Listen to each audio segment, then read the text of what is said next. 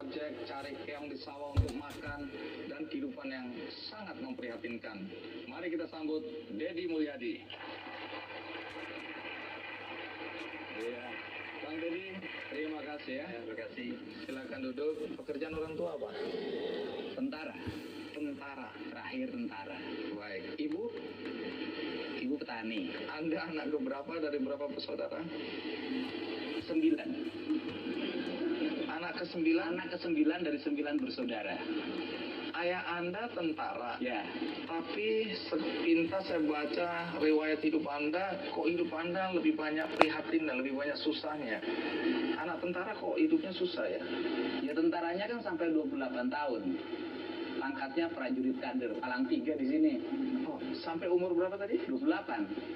Umur 28 Ya. sudah nggak jadi tentara lagi? Ya, jadi bapak saya 20 tahun udah bikin anak. 28 tahun Ya. pensiun dengan apa? Pensiun atau Pensiun, diberhentikan. Karena sakit. kenapa sakitnya? Diracun oleh mata-mata Belanda. Gara-gara di pensiun dalam usia itu akibat diracun oleh mata-mata Belanda ya, sehingga ayah tidak bisa bekerja dengan baik. Ya. Setelah pensiun apa yang dikerjakan ayah? Ya, di rumah. Karena saya dengar sakit-sakitan. Ya pernah kuli-kuli di kulit perkebunan tapi nggak tahan lama karena terlalu jujur. Apa yang terjadi? Ya diberhentikan oleh teman-temannya. Karena jujur. Jujur. Kok bisa? Ya karena diajakin kerjasama jual pupuk Dia nggak mau. di perkebunan nggak mau. Dia lebih baik berhenti. Wah.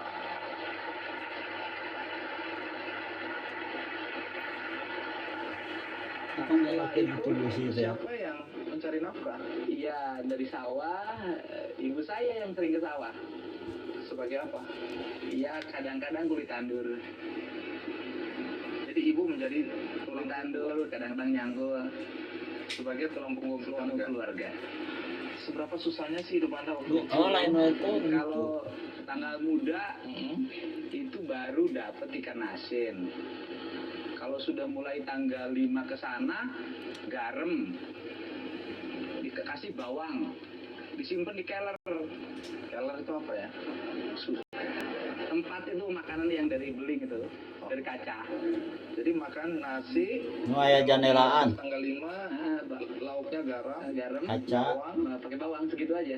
Anu biasa nu dua. dibagi 9 anak. Ya, makanya badannya kurus. Kok bisa hidup Anda ya? Saya juga aneh. Nah, saya dengar untuk menambah lauk Anda cari keong. Ya, Geus aya nu bieu atuh lah. kalau ini kan kalau malam-malam ibu saya suka ngajakin tadi belalang Belalang untuk apa? dimakan. Belalang Bieu dimakan ya? ya? Iya, Ini belalang sawah ini ya? iya. Nah, soal Sampai. jualan es mambu nanti saya tanyakan, tapi sampai umur berapa Anda masih harus juga membantu orang tua untuk menambah lauk pauk gitu? Karena saya dengar Anda juga bekerja ya, Iya, ya itu sampai SMA. sampai SMA. Iya. Baik, sebelum kita lanjutkan ya, karena menarik untuk tahu Anda jual es mambu dulu, kenapa jual es mambu, jual layang-layang ya, macam-macam, termasuk Anda juga ada urusan dengan batu bata ya. Iya. Jadi untuk sukses mungkin ada urusan dengan batu bata juga gitu. Nanti ada cerita, tapi sekarang jadi Anda pernah jadi tukang ojek. Iya. Di daerah mana itu? Di Kampung Sukadaya, Desa Sukasari, Subang. Berapa penghasilan tukang ojek sehari? 2000. Jadi kenapa Anda sampai harus jadi tukang ojek? Ya nambahin buat biaya sekolah. Cari rumput. Iya. Ini juga untuk pakan ternak. Untuk kambing, saya kan waktu sejak kelas 1 SD punya kambing. Domba lah kalau di Subang. Soal jualan es mambo dan lain-lain itu kenapa ya? Ya es bambu itu kan saya pengen makan es kayak orang, tapi nggak punya duit. Terus ya akhirnya gimana caranya bisa makan es? Cita-citanya cuma makan es. Ya ambillah dari Mang Rojak. Tangga.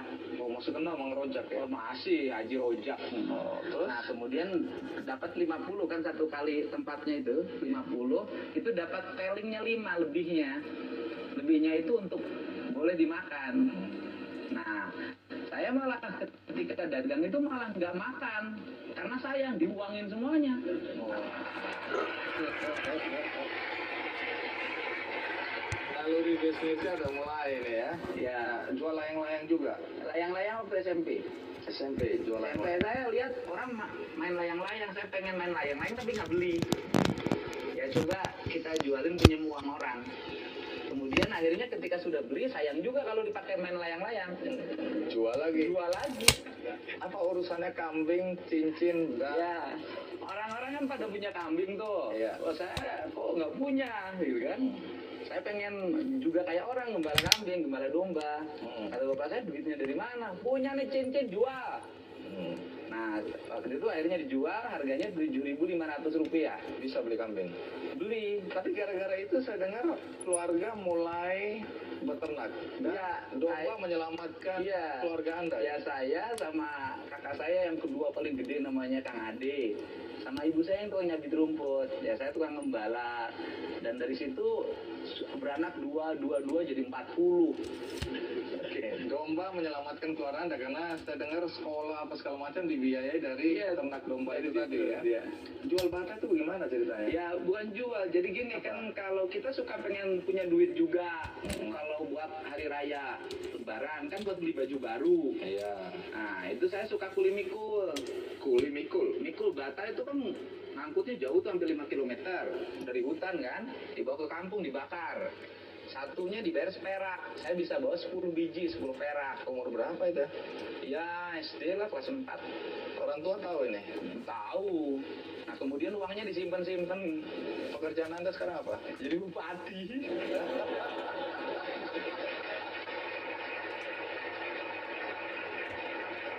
Bupati mana? Purwakarta. Bupati Purwakarta. Bukan cuma satu periode juga, tapi ini periode yang kedua. kedua. Jadi artinya warga menganggap Anda sukses. Boleh tepuk tangan untuk periode kedua. Ajan isna itu kita Menarik karena sebenarnya Anda tadi punya cita-cita jadi supaya buat tentara. teman-teman Nah, kenapa gagalnya nanti kita tanya. Tapi ikuti terus karena ayah Anda tentara, tapi pensiun dini ya di usia 28 tahun karena sakit-sakitan akibat diracun oleh mata-mata Belanda. Dan Biasanya akibat reporter diracun ya, itu mulai reporter sakit-sakitan itu dan tidak bisa menjadi tulang punggung keluarga. Anda hidup dalam keprihatinan, walaupun ceritanya tadi ketawa-ketawa, tapi pada saat itu pasti nggak ketawa-ketawa itu ya. Ini karena sudah kita lalui, jadi Anda bisa tertawa. Nah, Anda ingin mengikuti jejak ayah menjadi tentara. Iya. Alasannya apa persisnya? Iya, karena seneng waktu itu saya seneng banget sama Jenderal TNI M. Yusuf. Pak Yusuf ya. Ya. Jadi saya lihat, wah hebat banget, saya pengen kayak dia gitu. Terus apa yang Anda lakukan? Ya, lulus SMA daftar tentara. Daftar kemana? Pertama Kabri. Lolos atau tidak? Enggak. Kenapa nggak lolos? Berat badannya kurang, cuma 46 kilogram. Padahal batas minimal 55. gagal. Gagal lewat. Ini bukan karena kemampuan ini ya. Kan? Ya, mungkin agak bodoh juga. Saya nggak bilang gitu loh ya. Walaupun saya senang dengan jawaban itu. Setelah gagal masuk Akabri, Daftar lagi. kemana? Secaba, kan turun tuh. Kalau Kabri Iya. kan 2. Ini Ya, setan. sekolah calon bintara. Bintara. Oke, terus Ya gagal lagi. gagal lagi. Iya. Ini karena apa sekarang ini? Ya sama, berat badan kurang. Nah, aku udah tahu kurus, kering, kecil gitu, kenapa mau nekat masih? Ya nggak ada pilihan lagi dalam hidup waktu itu. Gagal kedua, Ya. lalu ngapain? Gagal yang kedua ikut UMPTN. Artinya mau kuliah nih. Ya ceritanya. Terus?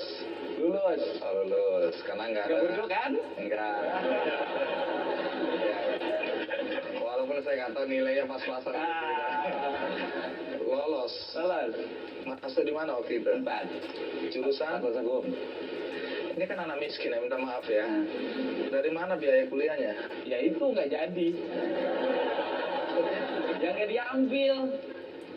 Oh, lulus tapi nggak dilanjutkan. Ya nggak, bukan dilanjutkan, diambil aja Nggak enggak. diambil aja enggak.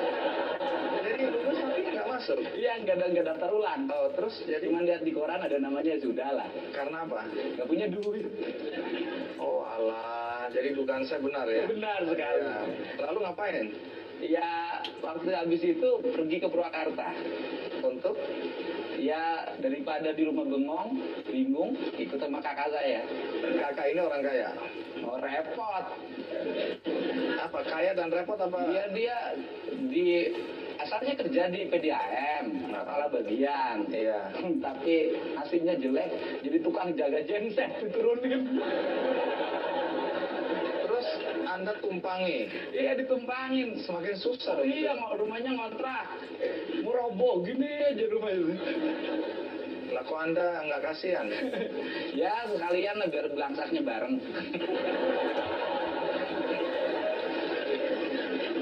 Tapi dari cerita itu akhirnya Anda kuliah ya? Ya di situ saya itu kakak saya itu penghasilannya 10.000 per bulan, sisa gaji potongan bank. Sebulan Jadi 10.000. tuh kalau belanja di sekaligusin, beli ikan asin, beli gudeg itu gudeg dikasih dagingnya bukan dagingnya, tapi tulangnya itu bertahan 2 minggu. Iya lagi makan lagi, angetin makan lagi. Nah dari saya nggak dikasih tempat tidur karena cuma satu dia Cerita punya. nyata itu ya. Tidur di mana? Di lantai, nggak pakai bantal, nggak pakai apa-apa.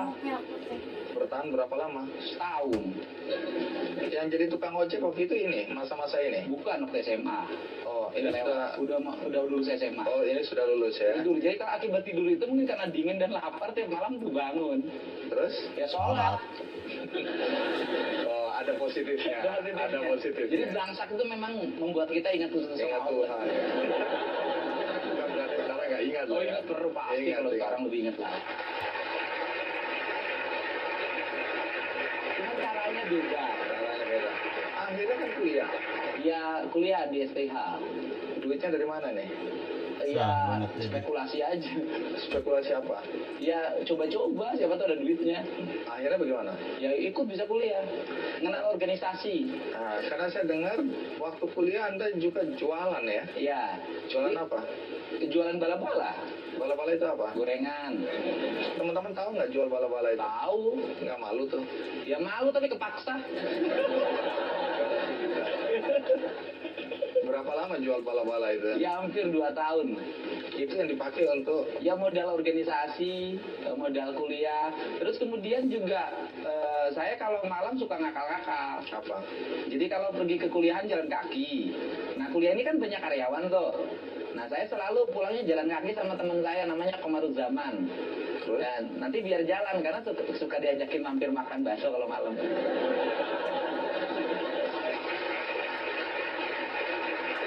Itu strategi untuk bertahan hidup. Iyalah, gimana caranya hidup gratis gitu loh. Oke. Tapi memang di masa kuliah saya dengar Anda aktif ya di organisasi Iya, ya. aktif. Organisasi apa aja yang pernah diikuti? Iya, HMI dan Senat Mahasiswa aja. Aktif banget ya. Iya, ya kan ikut mendirikan di Purwakarta karena belum ada waktu itu. Pernah jadi apa? Ketua cabang. Ketua cabang. Ya. Baik.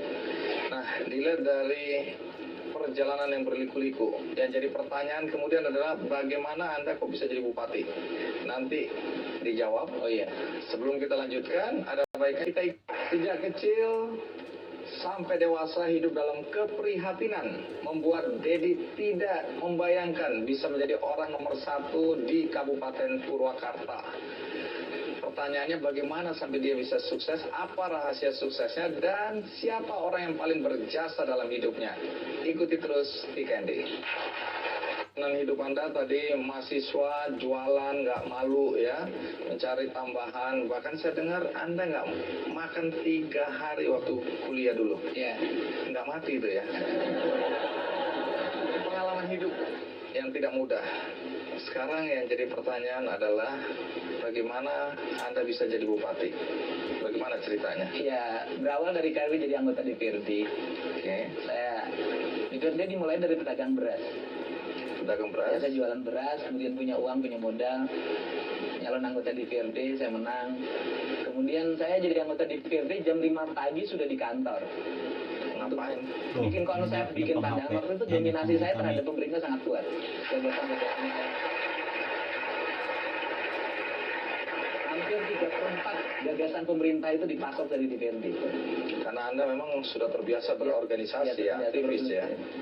Terbiasa berorganisasi, terbiasa kerja keras, terbiasa buka pandangan. Saya pernah terbiasa di demo, saya pernah di demo 20.000 orang. Saya ada. Waktu jadi apa? Anggota DPRD, buruh, masalah buruh.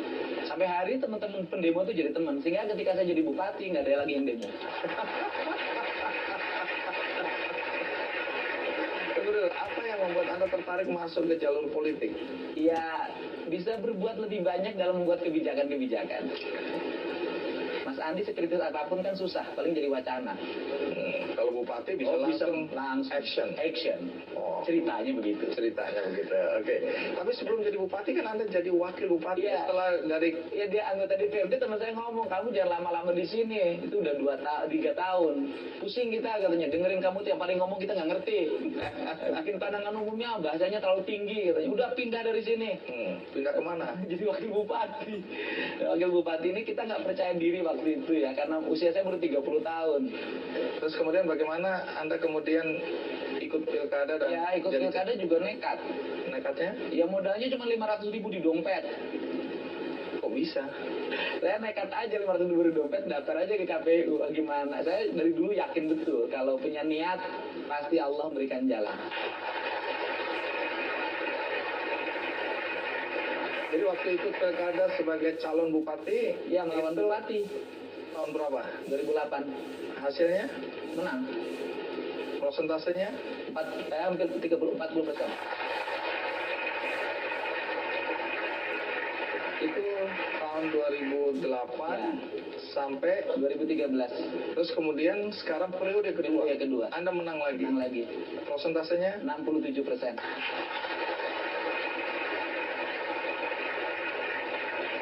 Apakah pernah terpikirkan seorang baby kecil untuk menjadi orang nomor 1 di Purwakarta waktu itu? Dan terpikirkan orang kabupatennya juga beda. Saya pernah pengalaman yang unik. Waktu SMA, saya senang pakai baju putih-putih. Nah, kakek saya kan meninggal. Kemudian saya lewat ke depan orang. Maaf ya, ini bupati mau lewat.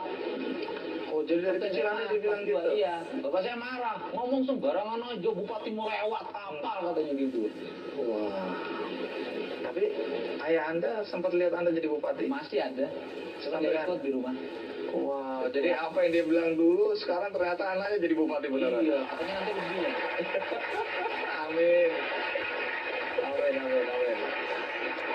Sekali lagi saya orang yang percaya ya, di balik sukses Anda pasti ada orang-orang hebat dan itu biasanya perempuan hebat, mungkin orang tua dan istri. Adakah istri ikut di acara ini studio? Ada. Bolehkah berdiri yang merasa istri?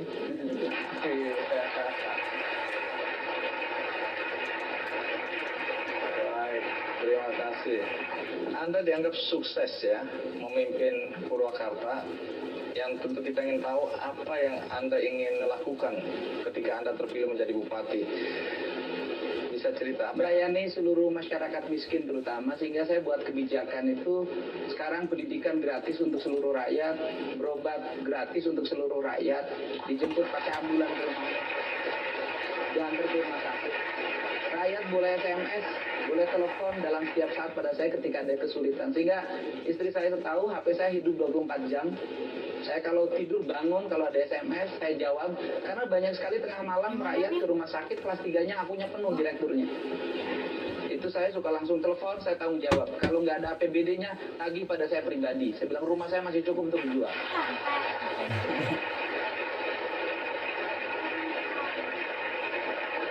Apa yang membuat Anda bisa menjadi bupati dan kemudian bahkan terpilih untuk kedua kalinya? Iya, istri saya tahu betul persoalan ini.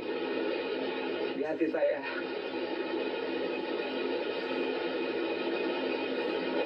selalu ada ibu saya. Di hati Anda selalu ada ibu Anda.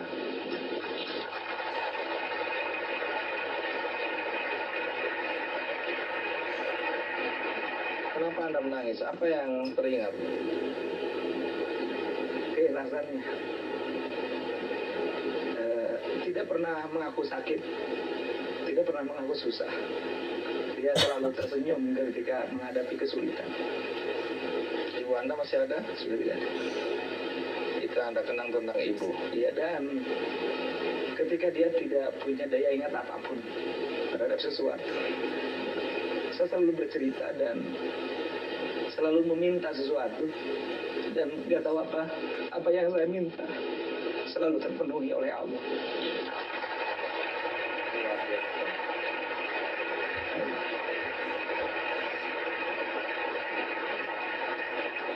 Anda menjadi bupati relatif dalam usia yang masih muda ya. Sekarang masih 44 tahun, udah periode kedua.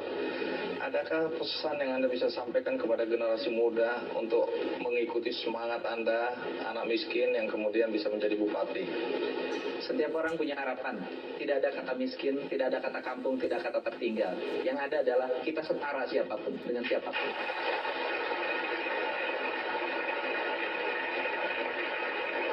Menarik, kuat sekali kata-kata Anda. Artinya tidak ada kata miskin, kita semua setara. Jadi semangatnya harus sama. Iya. Terima kasih Kang Deddy. Dan Anda juga punya banyak buku, saya lihat ya. Dan ini akan saya bagikan buat Anda semua yang ada di studio.